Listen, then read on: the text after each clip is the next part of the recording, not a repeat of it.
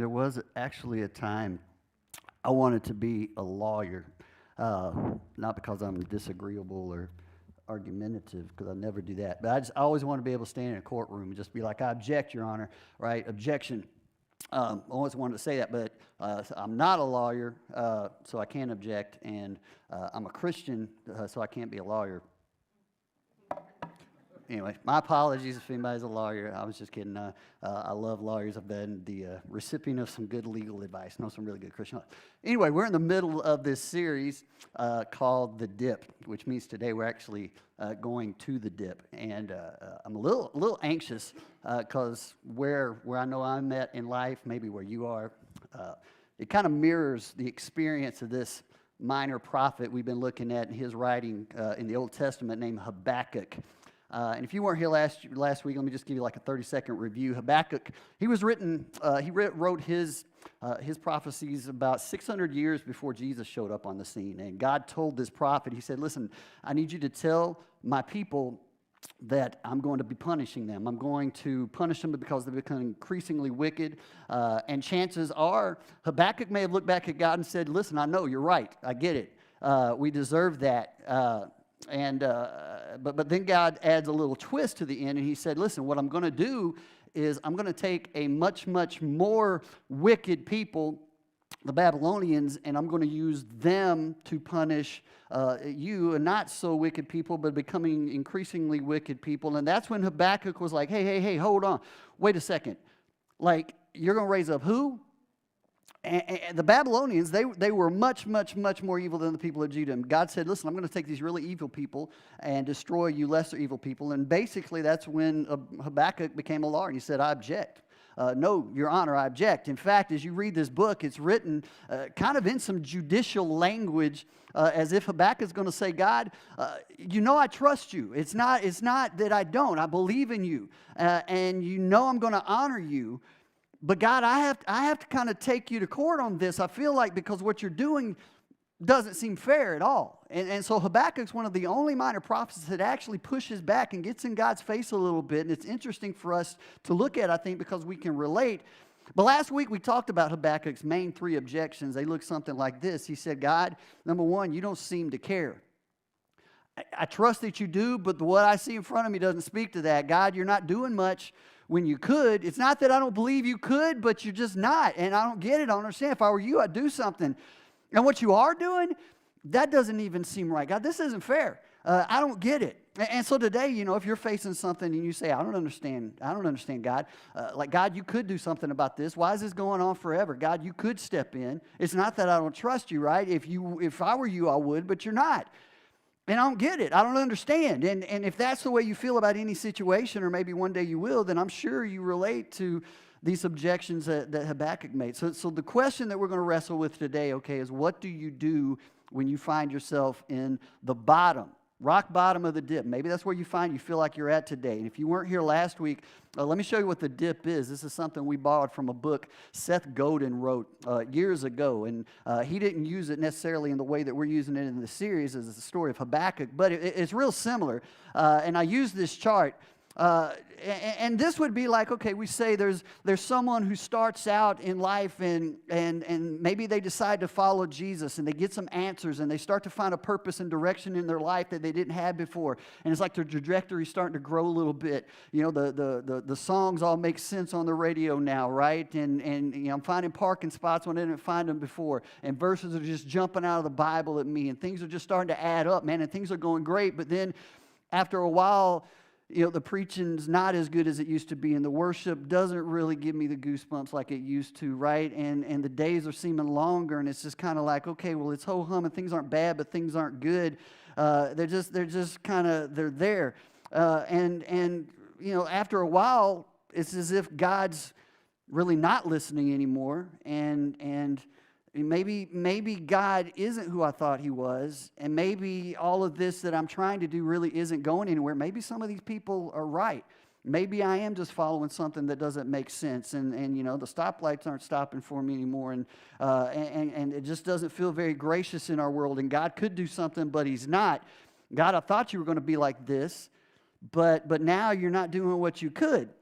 And so a person can start to enter into what we call a crisis of faith. A lot of big questions. You know, I thought it was going to be like this, God, but what you aren't doing, I know you could do. What do you do? What do you do if that's you? You start to kind of slide off. You enter into this crisis of faith. There's one of two really common reactions. A lot of people want to go backwards. I want to get back up on that mountaintop, you know, where it felt good. I want to get back to normal. I want to get back to what I used to feel, right? I want to get there. Or, you know, they want to go all the way back to the beginning where there's like basically, okay, I'm gonna pretend like this isn't happening. I'll just kind of stick my head in the sand. If we can just get back there, everything will be okay. Or worst case, it's like, okay, God, this was the wrong step to begin with. I had this all wrong. It's a waste of time. So forget you. I step off. I'm going back to the place I used to be to begin with and just assume you could and you're not. You say you're good, but you're not. So God, forget about it. Now, third option that I want us to think about a little bit more today is to keep going through the dip, in the dip, to keep on going in a growing relationship of intentional trust, choice. Because, okay, even though you might find yourself in this dip, and all of us do in some ways, I think, especially after the start of this year, even though you find yourself there can still be forward progress. As we talked about last week, you can still even have simultaneous questions and doubts and faith. It's not either or. Many times they go together in a growing relationship with God. In fact, if you look really closely at those who you might consider are closest to God, they are often those who have been through some of the most difficult dips in life. They've been through the most difficult times, and that's where God proved himself. That's where God showed himself to be faithful because they kept going. So what do you do when you're in the dip? Habakkuk, it only has 3 chapters, and in chapter 2, he hit rock bottom of his own dip. Okay, but he shows us 3 specific things we can do, and these things are going to come right here in these first 2 verses of chapter 2. Here's what Habakkuk says. Okay, he's just heard this news that God's going to crush his own people by using a much more evil people to do it. Right? He's blown away, and so he says, "All right. Here's my plan. I'm going to climb up to my watchtower," he says, "and stand at my guard post. And there I'll wait to see what the Lord says and how he will answer my complaint." Right? So he's approaching the judge with his case. "Then the Lord said to me, 'Write my answer plainly on tablets so that a runner can carry the correct message to others.'" So what do you do when you're in a dip? Okay, what do you do when you're struggling and you don't know what God is up to? You know he could be doing something. It's not a matter of, I don't trust God. I just don't get God right now because he's not and he doesn't seem fair and life doesn't seem to make sense and you're wondering, where are you, God? What are you doing? There's 3 things I think that we learn from this little example when you're in the dip. And the first one is real simple. It's what he did on that watchtower. Listen up. Listen. You know, the first thing it teaches us to do is stop. Listen. In fact, if you look at what Habakkuk basically did, he said, real honestly, God, I don't like this. I'm complaining to you. I'm bringing my complaint to you. I'm not even hiding that I'm complaining to God. And the beautiful thing is, it's as if God seemed respectfully open to hearing this. It was as if God was saying, okay, sure, you're allowed to wrestle with me because I want you to gain understanding about this. And he says, God, I don't like what you're doing. So I've stated my case, right? I've given you what I see. Now, God, I'm going to sit back and wait for your reply. I need some answers, God. What do you have to say? So verse 1, okay, he goes back and he says, I'll climb up to my watchtower, stand in my guard post. In other words, I'm going to climb up on the wall and I'm going to look and I'm going to listen to see what God is doing. Okay, I've got open ears, God. I'm not trying to be ignorant about this. And he says, there I will wait to see what the Lord will what? I'll wait to see what he will say to me. What does God have to say to me in this? What's going on here? And like too often what we do, if we're being honest, I catch myself with this all the time. We go right into whining. We go right into, oh, poor me about what's going on. And then we just kind of go on about our lives. And we never take the time to stop, pause, and listen. Many of us, we never do this. To say, God, what are you trying to say to me through this? See, here's the beautiful thing about God, okay? God is a relational God. We know that. He loves to speak to his children. God is a God who speaks. And if you'll stop to listen, God will often speak to you. Now, how does he speak? Okay, there's all kinds of different ways. God has spoken audibly, can still speak audibly. I've never heard him speak audibly. I don't know of anybody that's heard that. And I think you probably need to be cautious with anybody who opens up with, God told me this. Okay, like where did God tell you this and how? But he certainly hasn't spoken that way, and he can. You know, most commonly with us, he speaks to us through his word, right? The scriptures. Every single day, he can speak to you through his word in a fresh way. God can speak to you through circumstances. Screams at us sometimes through what's going on in the world and things around us if we'll stop and listen. If you look around, God can speak to you through other people. Maybe not audibly, but yeah, I mean, there are things represented there where God gets our attention. Many times God will speak in what the Bible calls that small, still voice. Maybe you've heard. It's what I like to call the whispers of God. It's like, I don't know exactly where this is coming from, but I know this isn't just me, and I know this isn't just my crazy mind talking to me again. It's like God's trying to get my attention. You get this little nudge, this little idea that grabs your attention, and you just kind of know God is trying to get me to think somewhere. He's speaking to you through that little whisper. So pay attention. I'd say pay attention to those whispers of God, because God will speak to you. But sometimes, okay, we just don't like what God has to say. True? And what do you do? Okay, when anybody's speaking in a way that you don't want to hear, or you don't agree with, or you don't like, what do we do usually when someone says something we don't like? We avoid, or we turn them off, or, right, we pretend we didn't hear them. Or, you know, we go find someone who is saying what we want to hear, or who is speaking like we speak to, and we just kind of follow the herd. But we usually don't go where we don't like what's being spoken. Habakkuk's not going to like what God has to tell him, but he chooses to listen anyway. When you think in the New Testament, Apostle Paul, he had what he called this thorn in the flesh, remember? And he prayed over and over again, God, I don't know why you're allowing this. Just take it away. I could do so much for you, God, if you would just remove this. 3 times he begged, God, take it away. God, take it away. God, take it away. I'm pleading with you. And God basically said, listen, I could, but I'm choosing not to. You know, my answer to you is no. Why? Because I'm going to do something in you and through you that's even better than take it away. Okay? You might not understand that right now. But I need you to trust me, because I'm going to teach you, Paul, that my grace is sufficient for you now so that I can get you there. And that's not even in your notes, but you might need to remind yourself and write that down for yourself. You know, God might have you in a place where he's trying to say, listen, I'm going to give you the grace you need now until I get you there. But I need you to trust me. When you don't understand, when you're in this dip, you stop first and you listen. God, what are you trying to say to me? And here's the second thing you do in the dip. You take note. You write things down. Writing, I think, is kind of a lost discipline for a lot of us. It's something this year I'm trying to lean into a little bit more, like I have the last 6 years, it seems like. But Habakkuk said, okay, where are you? What's going on, God? I'm listening. And so God says, all right, you want to know? I need you to get a pen. I need you to get a paper. And in verse 2, the Lord replied, listen, write my answer plainly on tablets. Make it plain. So a runner can carry the correct message to others. I like that. But why would he say write it down? Why is that so important? Well, he's going to say to Habakkuk, years later, you're going to look back on this. When I've proven myself true, when I've come through again, I want it in writing. I want everybody to be able to look back at the evidence of what I did so that you can know again that I'm faithful. Right? This is like the 3rd D of discipline I talk about sometimes. You got desire, you got some discipline, but then you have a demonstration, right? Why do I keep notes on stuff? So I can go back when my inner bully tells me I can't and say, no, I did it. I already have done this. I can do it. That's what he's asking Habakkuk to do here. I want you to document it so that you can demonstrate it later. Now, it's also for our benefit, too, because it's just a scientific fact that when you write something down, when you take notes of any kind, your brain just kind of remembers it longer. It's like if Kimberly asked me to go to the store and there's only 2 things I need to pick up, somehow always on the way to the market, the devil gets a hold of me and I forget if I don't write it down. So I take a little note, and you can mess up even when you only got a couple of things. Write it down. You'll remember. When God says something to you, I want to encourage you to record it somehow. Write it down. Make a note. Keep a journal. Why? Because where your spiritual enemy is great at stealing those things away quickly.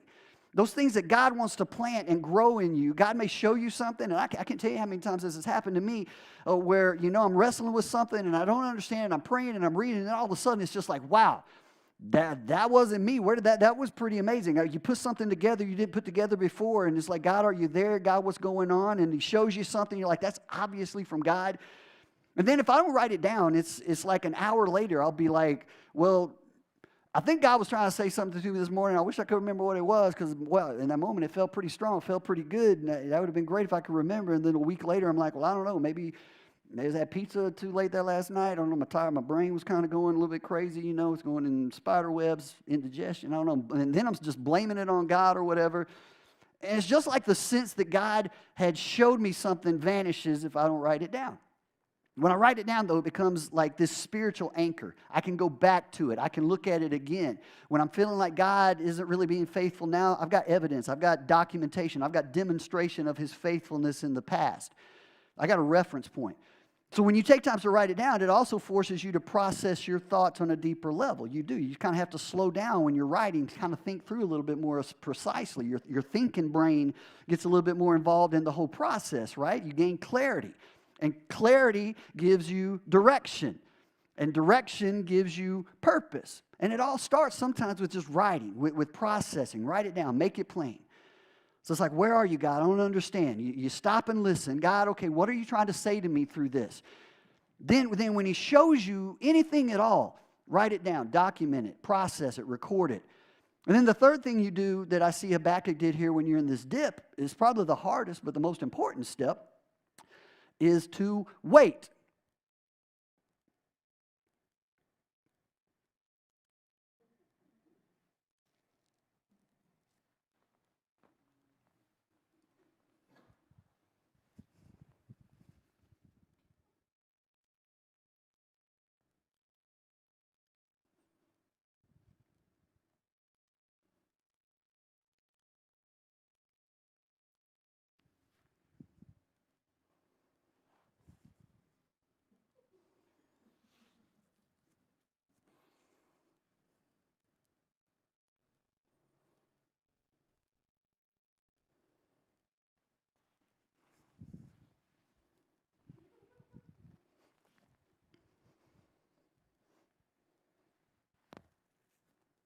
That's awkward, isn't it? What is this goofball doing? I mean, you ought to be me. I'm like, oh man, I don't like dead air. I don't like silence. Those people turn the channel, right? I mean, you want something. I hope somebody doesn't sneeze or something, right? Is awkward. We don't like to wait, even for like, I don't know. I was trying to check. I don't know if that was 20 seconds. It seemed like forever. Because we're so into instant return. You know, Dennis, you talk fast, and when you stop, it gets weird, and we want instant gratification. We just don't like to wait. We don't. And yet that's exactly what the prophet says I'm going to do, because that's what I feel like God's asking me to do in this moment is I've got to wait. Maybe because I don't have any other choice. But I'm going to choose not to try to rush it. I'm not going to try to over-control things. I just wait. I mean, look at verse 3 again. He says, the vision... This is what God tells him. The vision that I'm giving you is for a future time. It describes the end, and it will be fulfilled. But get this, okay? He says, if it seems slow in coming, wait patiently, for it will surely take place. It will not be delayed. It's like when God promises you something, and you have to wait a little bit. We're going through this. You're going through this. You can take His promises to the bank, especially if I got a demonstration in the past. I've documented it. God's done this for me before, but right now it's kind of like it's iffy. Some of you right now, you're in the waiting zone, right? You've recorded it. You've heard it. You're waiting, and you're waiting, and you're waiting, and you're waiting, and the more you wait, the more you are kind of afraid it might not happen because it's not happening yet. I mean, we did this as a church, but 2 years ago, we sat right, we wrote a vision for where we wanted to be and where we wanted to go, and then life just happened, and the world turned inside out. But we have it in writing, and we're waiting. And we're waiting. God, when people going to come back? When are we going to be able to start putting some of this into motion? When's it going to happen? We felt like God spoke to us, and we're waiting. But I want you to remember this, okay? This is something I'm constantly reminding myself as we go into 2020. God's delays are not God's denials. God's delays are not God's denials. When God has promised something, it will happen. When you look through Scripture, you see this over and over and over and over again, example after example of people. God would promise something, and then they go through this just waiting period of doubts and questions. Moses, right? God, tells him, I'm going to use you to deliver my people from Egypt, and I'm going to rebuild this nation.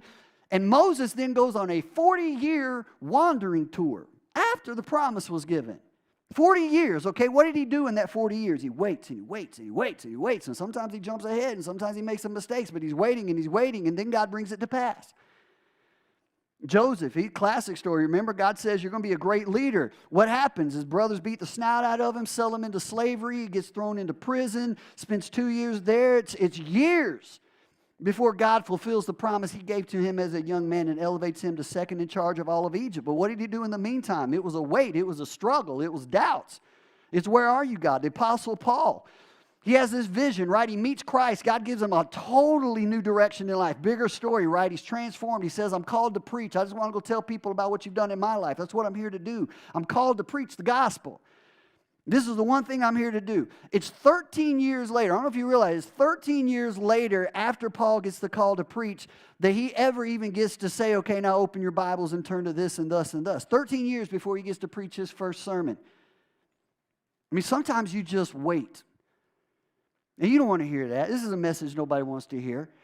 But here's what often happens, okay? In the middle of that, when you're waiting and things are happening, you're wondering if ever, you just feel like, okay, I'm stuck here. We're just stuck. When they think of waiting, they think of no movement. But I want you to think of it this way. This is kind of a silly little example, but it might help. You think about like a waiter or a waitress. What do when they're a good waiter or waitress? They serve, right? They're always serving. So here's what you can think about waiting. Here's what you do when you wait. You're serving the whole time. You're serving people. You're serving God. You're living a bigger story, living bigger than yourself. Waiting doesn't mean there's no movement. Waiting can be in fact, more movement when you're waiting than ever before. You don't wait until you get out of the dip, in other words, to start serving God. You'll miss so much that he wants to teach you. You serve him in the dip. You serve him through the dip. Whatever you do it to the glory of God. You continue to wait on him, and you continue to serve him, and you continue to listen, you continue to write, you continue to take steps. You see, even when you don't understand, you continue to serve him. You wait on him. And at the appointed time, that verse uses this phrase, the Hebrew word for appointed time, it's this word, it's moed. This will make you sound smart if you want to use this later, moed. And that's literally what it means, an appointment. It means a specific, a fixed time. At the moed, at the right time, at the appointed time, it will happen, God told him. It's coming.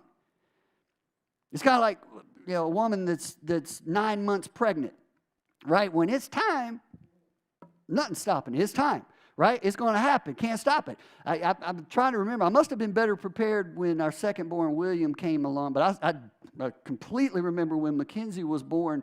The line in the apartment was like 2:30 in the morning, right? Kimberly woke me up and that's all she said. I remember, Dennis, it's time. And I was kind of shaking off sleep or whatnot, and in that moment, I can't hit the snooze button again. It's like, okay, just give me 10 more. No, it's time. Can't wait any longer. It's not like baby, doctor's not in yet or something. No, when it's time, it's time. When it's the moed, that's what it means. There's nothing you can do to speed it up, and there's nothing anyone else can do to slow it down because it's in God's time. It's appointed. You wait for it. I wait for it. I wait for it. Oh, I wait for it. Wait for it. Now? No. Wait for it. You want to know how long Habakkuk waited for it? A long time. In fact, most of his people that he gave this prophecy to never even were around to see the fulfillment of it. It happened in the next generation when God's promises were fulfilled. But even if you don't see his promises fulfilled, they will be fulfilled. God always keeps his promises because they're absolutely true. Now, some of you, right now, you're in this waiting zone for a lot of different things maybe. You're in the dip. And you feel like God's doing something, and you want to be encouraged to believe that. I have faith that there's more to this than I see, right? I want to hold on to God has promised me something, but I don't see it. It's not happening right now.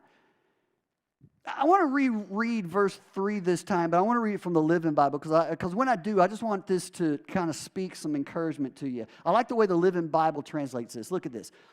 God said, "These things I plan, they may not happen right away." And for us, they're not.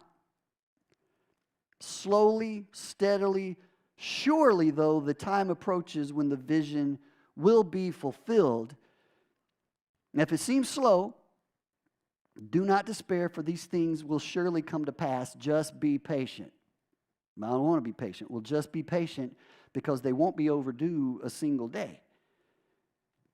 God says, Habakkuk, do this, all right? Listen, because I'm speaking to you. Write it down, make it plain, understand, take some notes, right? And then I just need you to trust me. Then I just need you to wait until the right time. Trust me, trust me, trust me. Now, if you went on to read, we don't have time to do this more. If you went on to read verses 6 through 19, it gets into some really interesting, relevant kind of stuff. This might be another sermon, but where the next objection is all about, okay, but these Babylonians, God, how are you going to use such evil people to do such good things, right? God, are you even paying attention to all the things that they do? They're not right.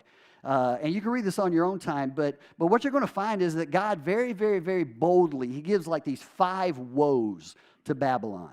Woes. And what he basically says in these is, I know exactly what they're doing. I know how rebellious they are. I know how sinful and wicked they are. And I'm going to tell you exactly how I'm going to punish them, right? I'm not ignorant to what's going on in the world. God says, in my time, you wait for it, and you'll see I'll be absolutely just. I will be just. I know you don't think this is fair, but I plan to deal with them too. Don't jump the gun. Don't try to act God. I'll take care of it, but I need you to trust me in that way as well. Wait for it. But then in the second part of verse 4, a lot of people consider this to be the key verse in all the book of Habakkuk. Even the key verse maybe in the entire, one of the key verses in the entire Bible. He says this. He says, look at the proud. They trust in themselves and their lives are crooked. Wow. It's like, okay, that's right out the pages this week, right? But the righteous, in contrast, will live by their faithfulness to God. The just will live by faith. That's what this verse is saying. The righteous, those who are mine, those who claim to be living a bigger story, those who claim to have faith and trust in me, they're going to live not just by what they see, not just by herd mentality, not just by what feels good in the moment, not by just what's going on around them, but instead the righteous, no matter what's happening around them, they will live by faith. Well, faith in what? Faith in what God has said. Faith in what God has demonstrated before. They've listened. They have a faith in what they've recorded and believe God's spoken, and they have faith then to wait on God to fulfill his promises, even when life looks like it's going backwards, even when life feels like it's unjust and unfair, even when it doesn't make sense, even right at the rock bottom of the dip. The righteous will live by faith. So now what happens, though, when you're living by faith in your lifetime, you still don't see what God has promised you? There's 3 words I want to leave you with. I want you to remember, and you never let go of these words. If you want, no matter what, to be feeling like I'm growing in a relationship with God, I'm growing in my faith, life doesn't make sense, but I have an anchor. You want to feel those kind of things. You remember on your journey towards that trust and faith will be these words. It's in verse 20 of Habakkuk chapter 2 when he says, even though I don't understand, right? Even though I don't like it, even though I don't really want to believe this is what's going to happen, even though I can't believe God would do this, he says, but the Lord, those are the 3 words, but the Lord. Those are 3 words of surrender. Those are 3 words of acceptance. But the Lord is in his holy temple. He's still on the throne. He's still there. Let all the earth be silent before him. The Lord is still in charge. But the Lord, he is good. He is righteous. He is true. But the Lord is still there. Even though everything else says what I don't want to see, but the Lord is in his holy temple. Just like, remember Shadrach, Meshach, and Abednego. They're facing this Nebuchadnezzar's telling us to bow down and worship, and we know we're not supposed to do that, and he's going to throw us in the fiery furnace if we don't. He said we're going to die. But the Lord said he would deliver us. So where are we going to step? What are we going to do? I believe God will deliver us. And they said, even if he doesn't, the Lord's still in control. It's still his story. Even if he doesn't, we're not going to bow. We're not going to give in. We'll still believe. Why? Because we believe the Lord's in his temple. He's proven himself. And because he's still on the throne, I will live by faith in the unknown. So what do you do? What do you do when you're in the dip? What do? You listen, right? You listen. What God are you trying to tell me? You write it down, you make it plain, you document, you demonstrate, and then you wait for his time. You stay faithful, but you wait with everything in you, living by faith. Because, why? Because The Lord is in his holy temple. The Lord is still on the throne. God, I just want to align myself this morning with those who are hurting, because I feel it too. I know what they're going through, God, and I know the stress and the anxiety that comes with doubts and questions, especially, God, when we feel like we're doing everything right and things just still don't seem to go our way. And God, I know that you can enter into that with us, but you call us to have faith. You call us to trust you anyway. So, God, I just pray this morning that as hard as that is for a lot, that your grace would be enough. Just like as Paul, as he begged you to do something different, and you told him, I'll get you through this so I can get you there. God, give us the courage to embrace that truth in our own lives, and whatever that looks like. God, your grace is enough. And just like Habakkuk, God, teach us to embrace you. Not wait to embrace you after this, but God, to embrace you through this, in the middle of this, right when we're in the dip, God. I just pray that you would give us the courage to know what to do with what we've just heard, and God, give us the steps to take to do it, knowing that there's nothing anybody can do to take away your plans, nothing we can do to speed it up, nothing we can do to make it stop. We trust you. In Jesus' name, amen. All right, well, thanks for joining us today. Wait this week. Come back next week.